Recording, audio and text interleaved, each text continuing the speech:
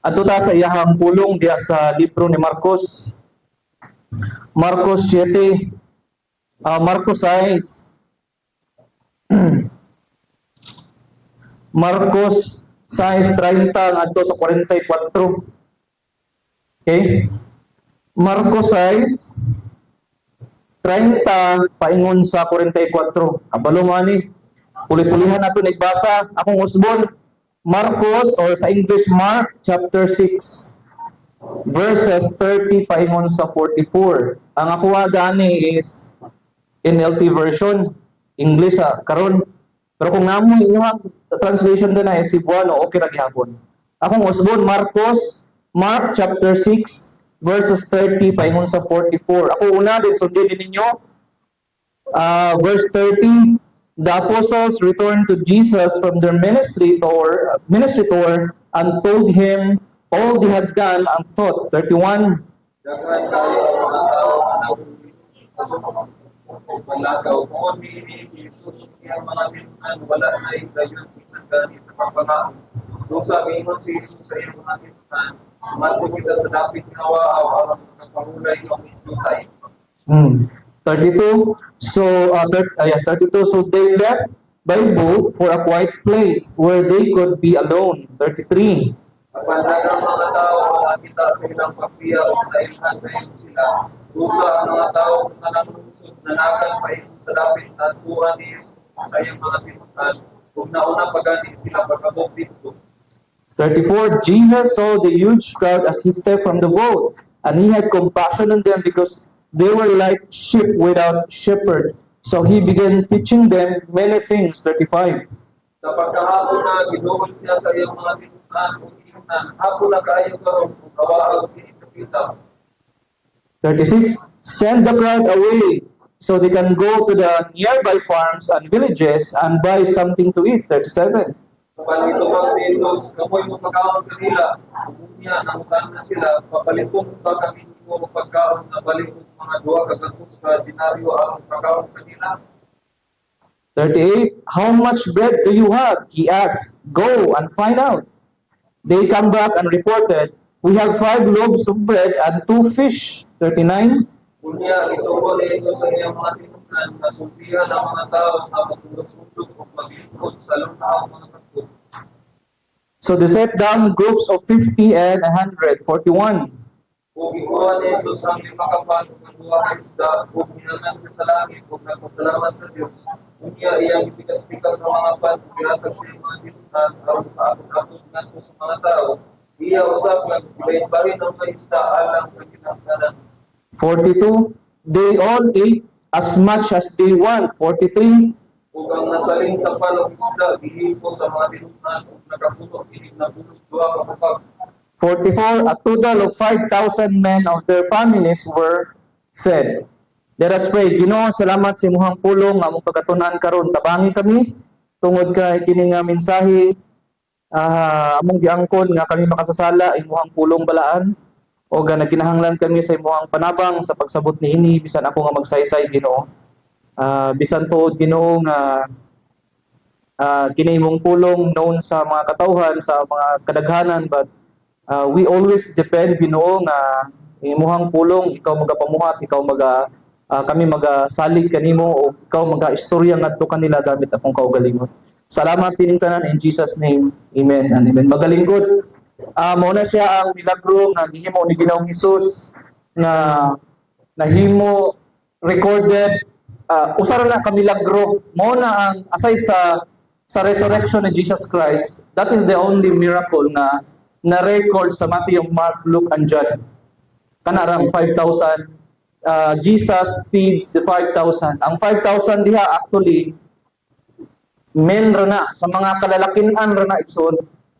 So daghan akong gibasa nga mga some authors po to clarify kung pila man jud ang exact nga mga exact nga number na present during ana time. Kay ang gingon sa Biblia, ang kanang 5,000 diha mga kalalakinan ra na. So walay definite nga tubag kung pila gyud na actually, but accordingly some authors ingon sila during nga times more than 20,000. nga mga tawo during ana nga time. Kay nga naman unsa ilang gibasihan, kung men lang napanay mga babae ilang mga asawa. Tama? Plus napay anak. Plus, ayun pa nila, ayun pa sa uban nga mga authors, plus napa daw mga ubangan nila. Unya, sa unang panahon, ay kung nag-isa ra ilang anak. Daghan, na tulo, upat. So, all in all, gi-estimate nila more than 20,000 tao during nga na time. Imagine mo kung 20,000 magkuha na, maglakaw na, paingon sa imo, di ba? Unang ang description sa Bible is huge crowd. Unsa nang huge gani? Dako nga sa crowd gani. Pundok sa katawhan, no? So, at this morning mga igsoon, allow me to share this to you. Important things to do in the ministry. Important things to do in the ministry. Actually, daghan na kung kung sabay ang mga importante nga butang nga atong himuon sa atong ministry. Sa pagpangalagad, mga pastor, mga leaders, sa congregation. Kining pagpangalagad ra ba? Dili gani usara ka bulan nga karon na bulan. Mangalagad na din paghuman na dayon. Full blast pa karon. Sige, dot, may tulugay. Way palagpason nga tao kung kinsay magiansang yawi. Dili man ingunana no. Kung dili lahutay man eh.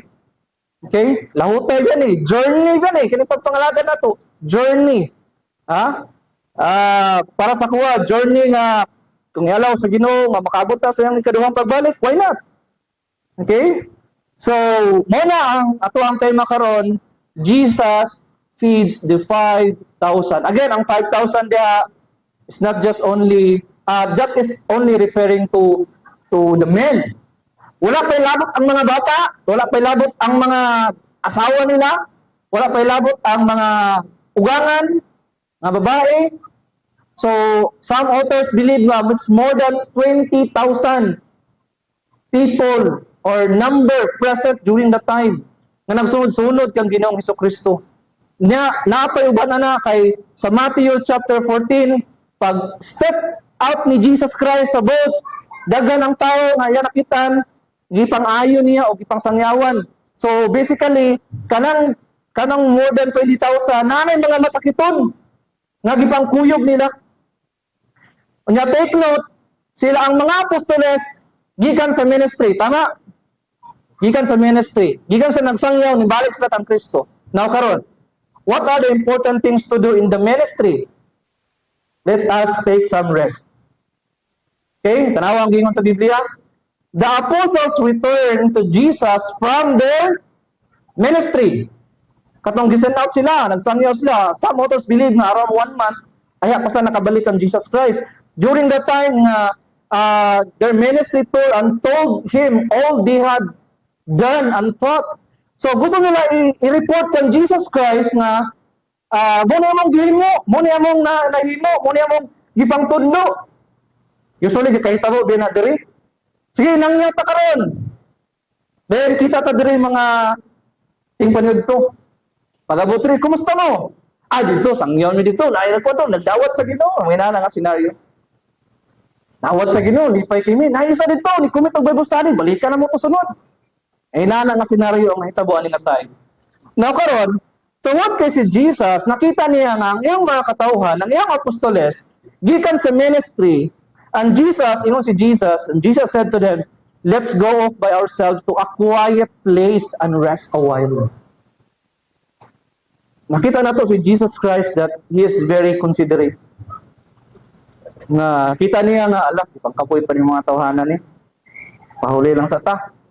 Maayo, kay nakabalik mo, sige, pahulay lang sa ta. Kaya nasayod ko, pangkapoy mo, gikan sa ministry. Ayun siya.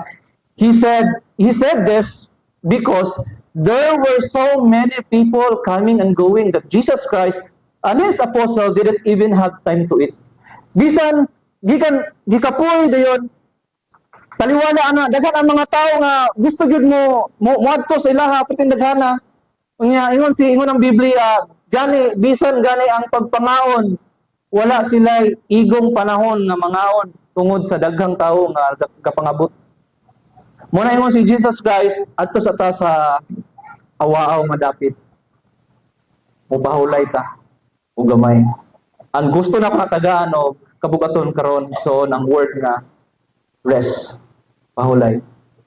Igsoon sa Old Testament pa lang nanay rest. Nanay rest. Even ang Ginoo nag-rest. Genesis chapter 2, after the creation, sa gingon sa Biblia, and God ipahulay ang Ginoo after His creation. After all those creation. Bisan igsoon sa kalibutan karon, like for example sa atong pagpanarbaho, is it important to take rest? Yes. Ngano man? Nganong kinahanglan man? 'Di ba sa empleyado na gitawag og rest day? Gusto tagaan sa kumpanya nga you have time for yourself, ma-renew imong strength, nga aron bisag isa lang ka adlaw sa isa ka semana ma-renew ang strength, ma-refresh ka, maka-spend time ka sa imong kaugalingon, kung nakailain nga buhaton, ma-refresh ang ato ang puso, sama gihapon igsoon sa ato ang pagpangalagad. Dili man ni ingon ko ba kanina, kini atong pagpangalagad biya, dili gani isa ka bulan lang karon ihurot nato tong kusog karon kay pag human na isa ka bulan wala na. No. Lahutay ni igsoon, journey ni igsoon. That is why it is very important to take rest. Natay time nga upahulaw tayo. That is why dito absent kami sa mga leaders. Among ginasay sa lang sa tamang tupuan karon kay kapoy man. Kapoy murag kinahanglan ta pahulay, kinahanglan ta i-refresh nato ato ang kaugalingon, ma-renew atong strength at the same time ma-renew atong espirituhanon nga bahin. And we need time to God nga makaampo ta, maka-reflect ta sa atong mga buhaton sa ministry. Inana. Ang dili nato na mabinay because Jesus Christ iyang gitagaan og higayon ang iyang mga apostoles nga to take rest. So dili dai dautan nga igsoon somehow sa atong pagpangalagad we should have rest. Pero dili po nang ngalagad ta og 2 ka semana, rest ta og 2 ka tuig. In practical na po kay na igsoon Ingon ang Biblia for a while. Nganong kinahanglan man og quiet place? Tara, let's go by ourselves to a quiet place and rest for a while. Why? Because ang context daghang kay tawo. Dili gani wala gani sila time nga mangaon sila. Gani sa authors believe nga ilang pagpangaon while they are sailing sa nagsakay sila sa sakayan kaingon dito sa Bethsaida sa lain nga lungsod.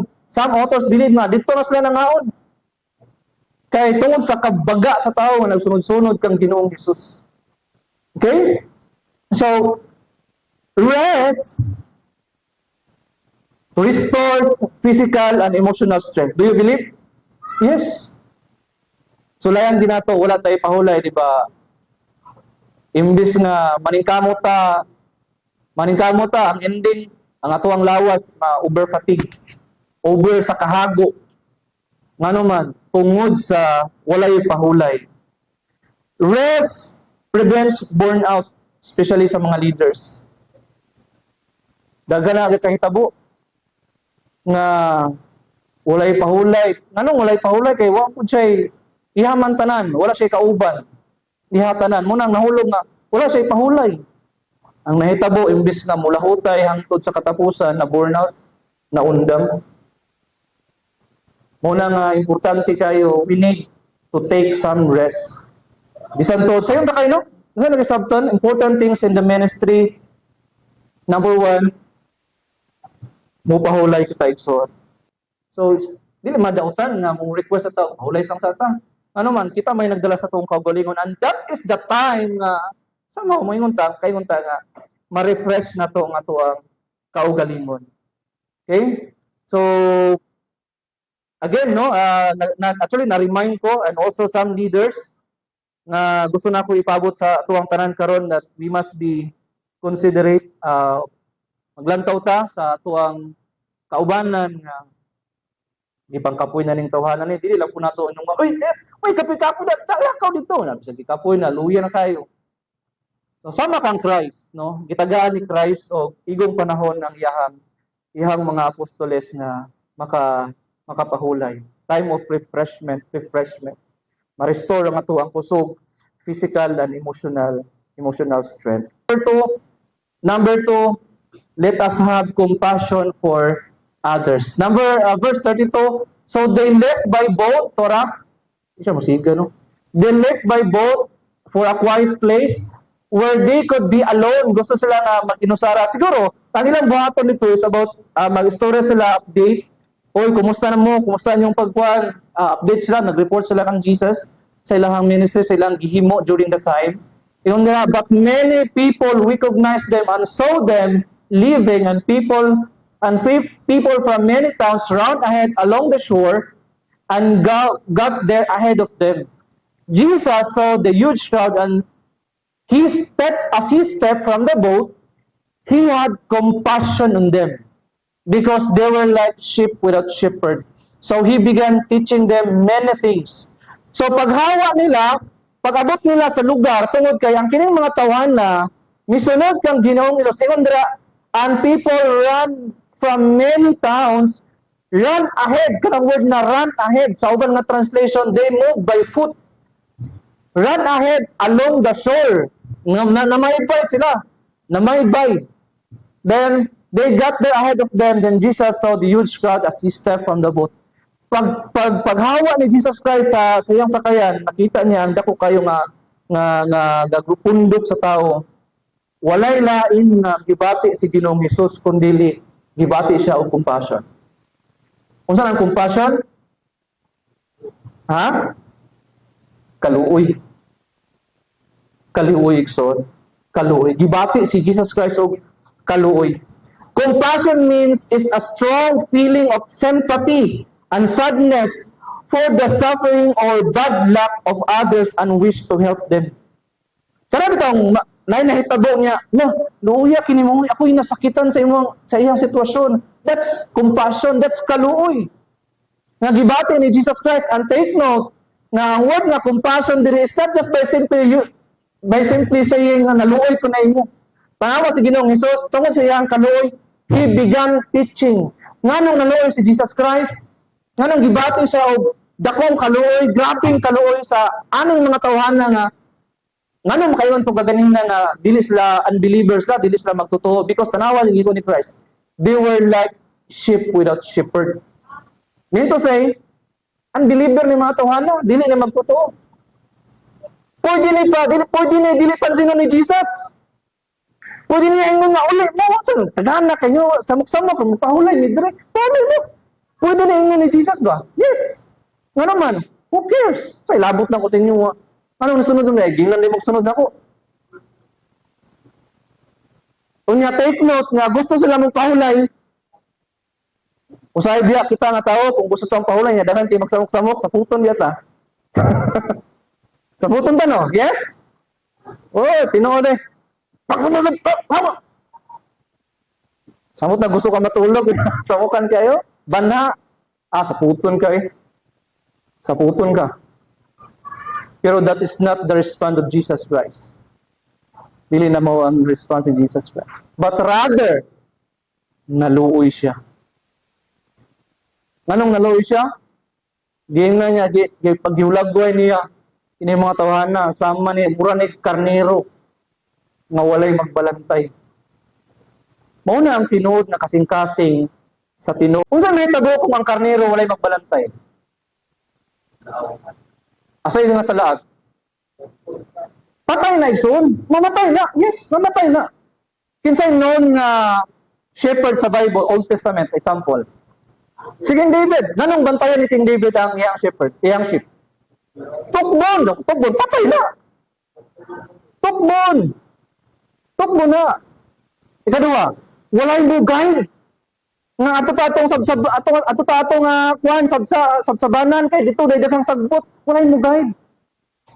Ang tao nga walay magbalantay, walay Jesus, wala siya guide sa iyang kinabuhi. Walay guide, walang patay. spirituhanon ba, spiritually, patay. Kung wala'y Ginoong Hesukristo siyang kinabuhi, patay. Tanawa na, dagan kita sa YouTube. Kung ano sa karniro, pasagdaan lang. Hindi, pasagdaan. Kinamugul. Kada yung balahibo niya ba? Mubaga man na. Kay mo man na iyang number 1 product. Kagison man na, di ba? Tama ba? Kagison. Pag once nga mubaga, unya, walay magbalantay, walay mag-atiman, umabot ang panahon nga sa sobra kabaga sa iyang balahibo, di na katindog. Ako nakita na sa YouTube. Nga di na kabakod nga naman. Baga na kayo nga, iyang balahibo, mula naglapong.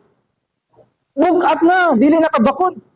Nga naman, walay magbalantay. Muna debate ni Jesus. Nga kini mga tawanag, kamo naman si Christ nga, di ano yung mutuon ako. Oh, kamo naman si Christ nga, nagsunod-sunod rin ako kay gusto makakita milagro. Nga nung nakaingon ko, pag-abot mo sa Acts, kini nga record ba, wala ni kupansin. Pag-abot mo sa Acts ba, lahat ng mga Christian dito, katong disang nyawa ni Peter, lahat na. Kini, asa man sila? Wala.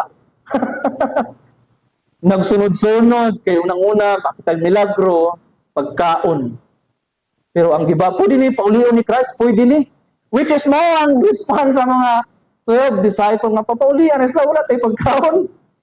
Pero ang gibati ni Jesus Christ, compassion. Kaluoy. Wala kung kita ba? Di nakaluyan naman ta.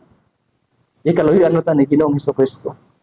Sa ato pa di ay, kung yung lantawon, ang kiniday nga milagro, ang kadalay pagpakaon ni Ginoong Hesus, aning mga tawhana tungod sa kaluoy ni Ginoong Hesus. Amen? Tungod sa kaluoy. Kita, nakaluyan naman ka. Muna nga, ang challenge ka natong tanan, not just only so sa unbeliever. Sa mga tao nga dili pa Kristohanon, maluoy ta. Yes, maluoy man kita. Pero pwede po ba maluoy ta sa itong mga kaubanan? Yes, pwede. Wala na yung problema, Ikso. Maluoy ta nila ano man. Kabuluta, sample, kung ang pastor, sus, maluoy yung ko, ang congregation, kisa kay mabuhali karon.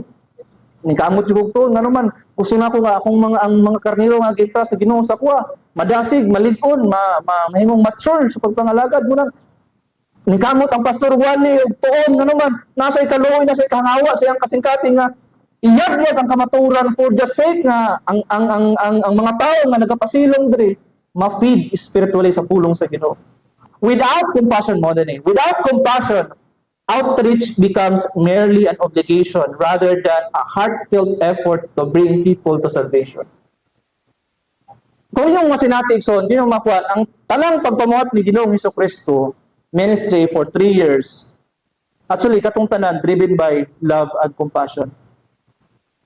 Tungod kay, naluoy siya sa mga katauhan, kita nakaluyan mo di abot. So, kita karon son, we are encouraged to have also this one, compassion. Unang manangyaw ta naman, maluoy ta sa mga tao nga wala pa sa diya sa Ginoo. Maluoy ta sa mga tao nga wala pa nakadangat sa kaluosan. Compassion. Okay? So, muna ang ikaduha, 11:42. Ikatulo, ato ta sa ikatulo. Okay? Not just only by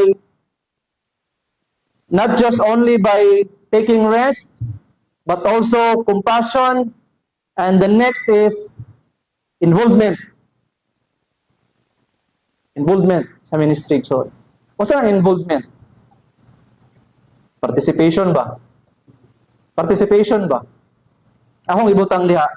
Let us be involved in the ministry, even in the middle of problems. Tanaw na to, son. Humana to nga panghitabo nga gipangtudloan ni Ginoong Hesus ang mga tao tungod kay naluoy siya, gipangayon niya ang mga masakiton tungod kay naluoy siya. Humana na late in the afternoon, so probably morning to sa nahitabo. Pagkahapon, mo na yung gingon sa Bible. Late in the afternoon, his disciple came to him and said, "This is a remote place." Mean to say, awa-aw. Layo kay mga silingan, o doon ay mga silingan, pero lagyo accordingly. So, talagsaras, probably, talagsaras siguro ang mga balay, aning nga tayo, lagyo. Haingon man siya, this is a remote place and it's already getting late. Probably, papadulong na siya sa hapon. Then, ingon ang 36, send the crowd away so that they can go to nearby farms and villages to buy something to eat. Nakita sa mga apostoles nga dunay problema. Ano man, kini mga tawhan na wa pa nanguli. Hapon na. Unsa atong ipakaon nila 20,000 ni sila kabuk. Ginoo, papaulian na sila kay wa tay ipakaon nila. Muna rin sa disciples. Si Christ, iyang gibati, compassion. Nanuoy siya. Ang sa mga apostoles, papaulian na sila Ginoo, kaya wa tay ipakaon nila. Some authors believe nga ang mga disciples dili sila gusto nga mahasol sa kung unsa ang situation during that time nga dakong problema kay unsa man ilang ipakaon. Di ba? Now karon, but amazingly because the response of Jesus is something different. Ingon siya, but Jesus said, you feed them. Yes. So, may pakaon. Ha? Kamoy magpakaon. Di man niya? Kamoy magpakaon. Wala na ingon si Christ. Kamoy mag-provide sa ilang ipakaon. Meaning to say, kamoy magpakaon kamo. Meaning to say, Jesus, gusto niya na i-involve ang mga disciples even in the middle of that dilemma. Sila. Nga naman, wala problema. As human as we are, parang, kabantay, kikuha ng Thanksgiving, wala na yung sudan. Pero tinaghanap pang nangabot. Saan na nangabot? Yung si Christ, no. Ayaw na silang papauliya. Kamoy magpakaon kanila. That's why mo sa, what? With what? Sa Bisaya, na 200 o dinaryo, kwarta na sa una nga, equivalent na siya sa 8 months, again, I think 8 months nga pagtrabaho sa isa ka tao. Nya dili nakapaigo nga tawag gani nga ipalit og pagkaon during that time. So nakita niyo ang problema karon? Gusto sila nga, look, di na ito mag-apil-apila na, giayo lagi na nimo, gitabangan lagi na nimo, kanon pa gid nato. Papaulian na lang na sila. Because that's a problem. Nako isa ka artista na nabasa nakitan sa tawagan ni sa social media ingon siya. Kay milagro man ingon siya. Once daw nga ang Ginoo maghimog milagro, before daw mahitabo ang milagro, problema sa dauna. Sabta niya? Before ang Ginoo maghimog milagro, take note nga naagi may problema na guna. Ug mo ni ang problema karon. So once we encounter problem, ang buta sa Ginoo nga ang Ginoo magmilagro. Dili man literal nga, for example, wala tay bugas.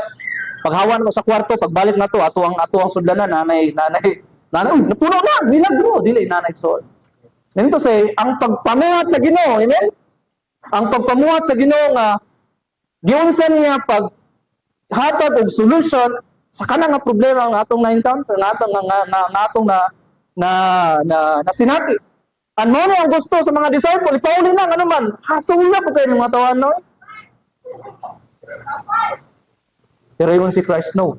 The more you get involved in the ministry, the more you see the church, how's the church going on. The more ka nag-involved sa ministry, the more na makita na, kung saan ang simbahan, kung saan mga problema sa simbahan. Tama ba? Nga naman, nakatulong ka.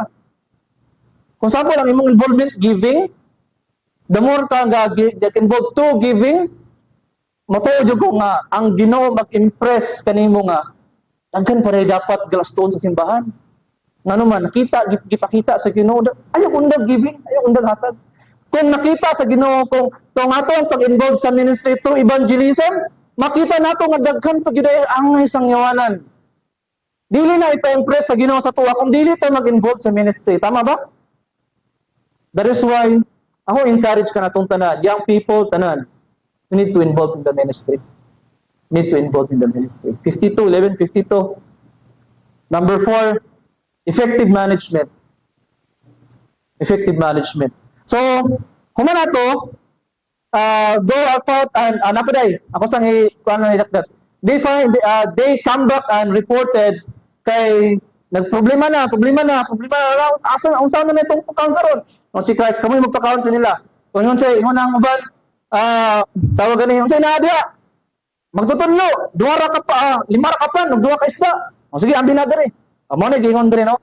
Go and find out, and they come back and reported, we have 5 loaves and we have 5 loaves of bread and 2 fishes.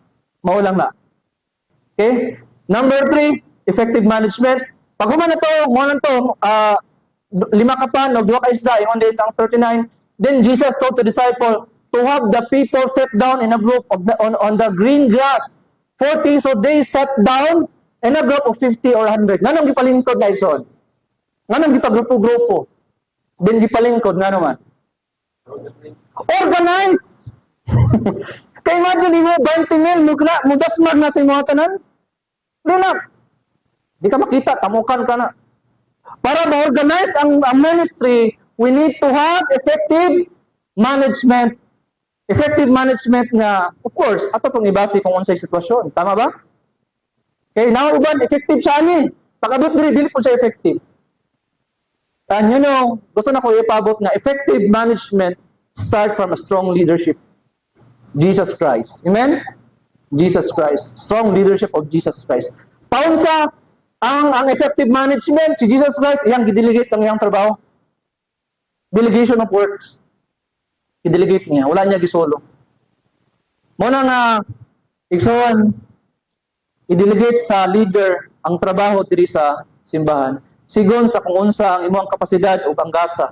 Kanin mo sa Acts, na daghan na king Kristohanon, dili na maato sa mga apostoles, Acts chapter 6 ata na. Dili na maato sa mga apostoles ang pagpanudlo mo nang nagkuha sila og 7 ka katabang para unsa, para mautoy tigpakaon nila kaya ang gusto sa apostoles na mag-focus na lang sa tawag ni sa pagtudlo. That is also the same. Okay? There will be a delegation of job diri sa church. Muna nga, Brad, i-assign ta, mamuni mo Brad, diri ka na Brad, diri ka na. Ngano man, gusto sa Ginoo nga dili magkalanrakas ang ato ang ministry sa Ginoo. Amen? Dili design sa Ginoo nga minsan sa kalanrakas man ta diri. Good thing sa tuwa kay manageable ro anta, pilar man ta kabo. What if dako na ang simbahan? What if daghan ang manimbahay? Problema na na. Di ba?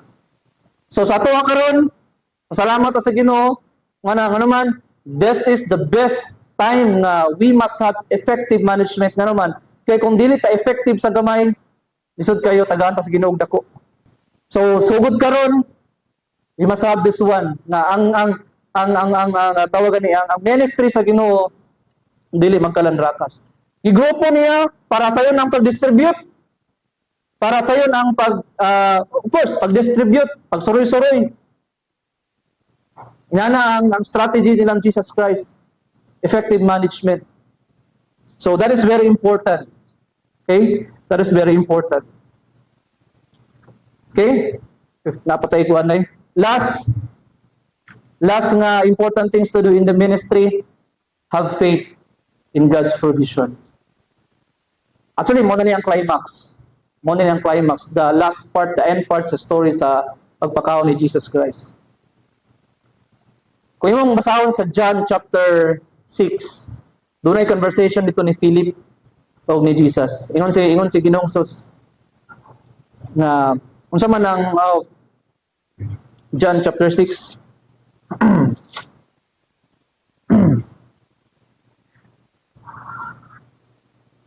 verse 7 ingon diri.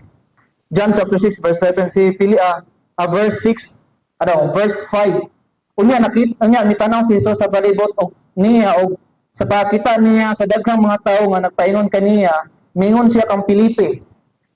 Asa man makapalit og igong pagkaon alang niining mga tawhana, alang niining mga tawo. Verse 6, gisulti kini aron pagsulay kang Filipe apan ang tinuod mao nga nahibalo na si Jesus kung unsay iyang buhaton. Usahay ka na bitong problema nga walang-wala na kita.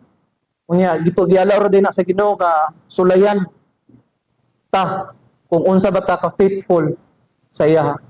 Ingon si Ginoo, ingon ang Biblia, gisulayan lang si Felipe apan ang tinuod kabalo na ang Ginoo unsay angay niyang buhaton. Igsoon, Once nga nato sa kawadon, paminaw na to nga dako na tong problema, ayaw ka discourage. Put it in your mind nga gisulayan sometimes, gisulayan na ta sa Ginoo. But the truth is, God knows what to do. Unsa ang angay niya nga buhaton alang kanato. Musalig ta sa Ginoo. Amen? God is a God of, provider siya nga Dios nga God. God is the great provider of all. God is the great problem solver. God can multiply even small things to a bigger thing. O kung atong lang tawon, they enjoy the blessing of God. Ang uban na gitawag nila common grace. Nga bisan kanang mga tawhan na dili mga magtotoo, pero na-enjoy gyapon nila ang provision sa Ginoo. Nana ang Ginoo igsoon. Nahimo na tungod sa compassion ni Jesus Christ sa iyang kaluoy. That is why Jesus took the 5 loaves and 2 fish, look up towards the heaven. Nganong nag-look up siya? And blessed them. Sa Bisaya, nagpasalamat siya. Then, breaking the loaves into pieces, and he kept giving on bread to the disciples so they could distribute it to the people. He also divided a fish for everyone to share. They all ate as much as they wanted. Mabantayan na to ba? Sa pagpakaon ni Ginoong Hesus ngadto kanila, wala na gilantaw ni Ginoong Hesus nga. Ikaw ba di ka mtuso ko dito ka pakanon karon? Ikaw ba? Kabalo ko sa kantong adto di gyapon ka mtuso ko. Ayaw kagaw na, wala na. Gihatag na Ginoong Hesus. Ang tawag na common grace. Na-enjoy sa daghang mga katawhan ang hangin. Na-enjoy na sa daghang katawhan ang tawagan ang adlaw, ang kahayag. Bisan to dili sila believer, dili sila anak sa Ginoo, but they enjoy it. Ngano man, common grace man. So same ra gyapon igsoon. Kung gipakaon sa Ginoo ang mga tawo nga dili magtotoo, how much more kita? How much more kita? Okay, how much more kita? 12 na. So, have faith, igsoon. Have faith. God is really a God of provision. Ang Ginoo dili magpasagad nga ri kanatong tanan. Conclusion, ministry is a journey that requires balance, compassion, and resilience of faith. As highlighted in the scripture, taking time to rest is essential to recharge and reflect, ensuring we remain effective in serving others. Compassion for the lost should be at the heart of every ministry, driving us to reach out and care for those in need. Even in the face of challenges, we are called to remain actively involved in the work, trusting God's guidance. Effective management of resources is also vital for ministry success, ensuring that our effort and organized and fruitful. Finally, unwavering faith, God's provision, reminds us that no matter how circumstances, God is faithful to provide all that is needed for His work to flourish. By embracing these principles, we can serve effectively and impactfully in the ministry. Let's pray.